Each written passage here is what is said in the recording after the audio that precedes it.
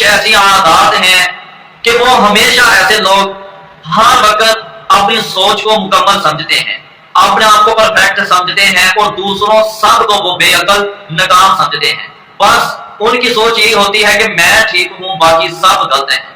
پھر اسی طرح وہ لوگ دوسروں کی ناکامی پر خوش ہوتے ہیں، اور اسی طرح دوسروں کی کامیابی پر وہ لوگ جلتے ہیں، حسد کرتے ہیں۔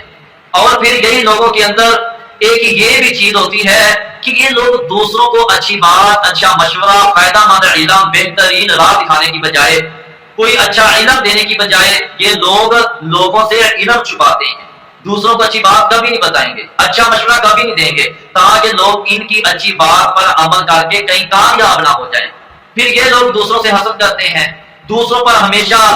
یہ لوگ نظر رکھتے ہیں کہ کون کیا کر رہا ہے، کب کر رہا ہے، کیسے کر رہا ہے، کیوں کر رہا ہے۔ لیکن یہ ناکام لوگ، جو پریشان لوگ ہوتے ہیں، کہ ہمیشہ اپنی غلطی اپنے آپ پر انہوں نے کبھی نہیں نظر رکھی، بس دوسروں پر نظر رکھنا، دوسروں سے حسد کرنا، دوسروں کی کامیابی سے جلنا، حسد کرنا، دوسروں کی ناکامی سے خوش ہونا، دوسروں کو کبھی بھی اچھی بات نہ بتانا، ہمیشہ اپنے آپ کو ٹھیک سمجھنا۔ پھر اسی طرح